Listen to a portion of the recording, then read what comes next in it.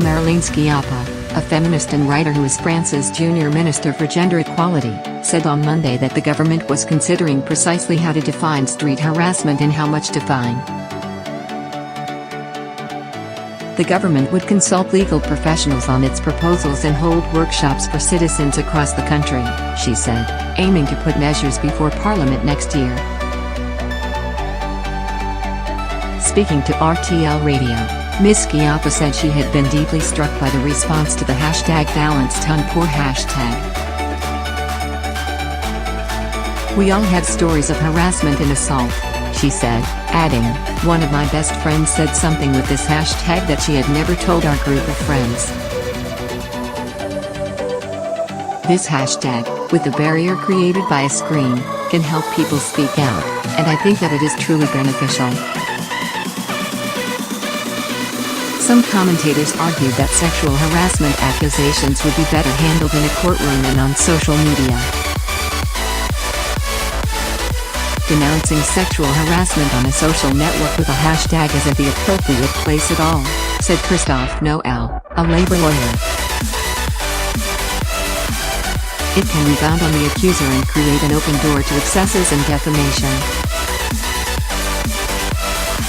Ms. Muller, the journalist who first tweeted the Expose Your Pig hashtag, said in a phone interview on Tuesday that although she was overwhelmed by the hundreds of reactions she had received, she didn't want Twitter to become a tribunal. "I'm not a judge," she said. Two lawyers for the executive Ms. Muller named in her tweet demanded on Tuesday that she delete it. One of the lawyers, Nicolas Benoit, called her accusation a case of defamation but declined to comment further.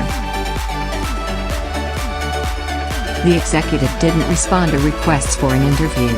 In France, the Weinstein affair has recalled the case of Dominique Strauss-Kahn, the former International Monetary Fund chief and one-time presidential contender who was arrested in New York in 2011 and accused of assaulting a hotel housekeeper.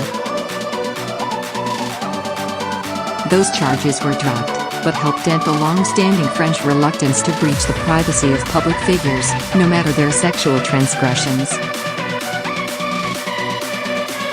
Sandrine Rousseau, a former leader of the French Green Party and leading advocate for victims of sexual harassment, said the Weinstein case had particular resonance in France because women had suffered in silence for so long.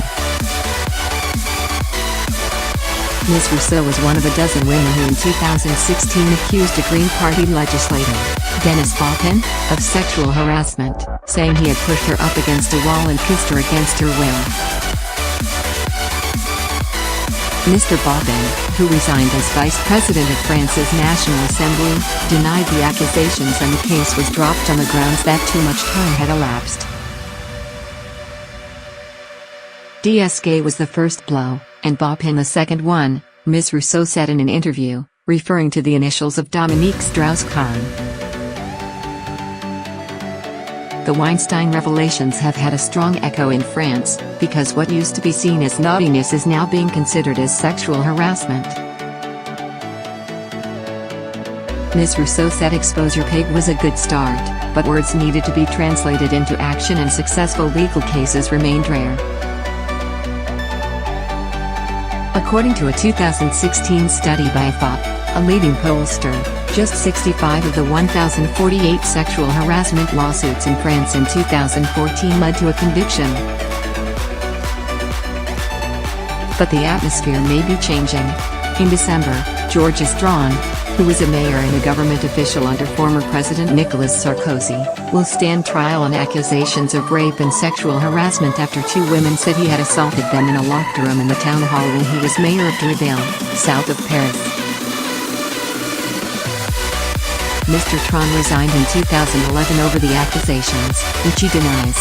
In Europe, several countries have moved in recent years to criminalize sexual harassment, including Portugal, where the left-leaning government in 2015 made verbal sexual abuse a crime with a fine of up to €120, or about $142.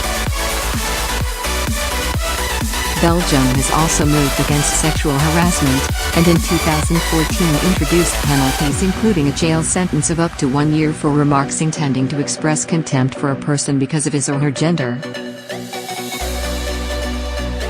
In a sign of how French mores have evolved, President Emmanuel Macron on Sunday announced that he had begun the procedure to strip Mr.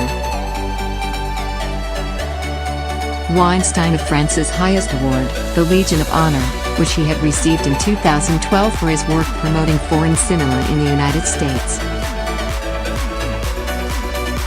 Brigitte Macron, the French First Lady, has congratulated victims of sexual harassment or violence for sharing their stories, and she expressed hope that something positive could come out of the bad of the Weinstein affair.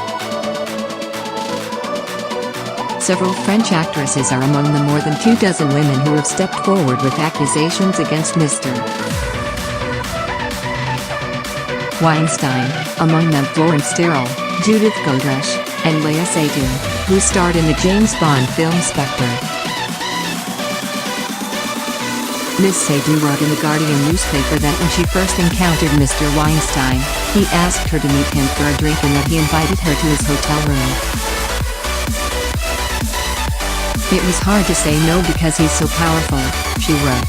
We were talking on the sofa when he suddenly jumped on me and tried to kiss me. I had to defend myself. He's big and fat, so I had to be forceful to resist him. I left his room, thoroughly disgusted. She added, I wasn't afraid of him, though. Because I knew what kind of man he was all along.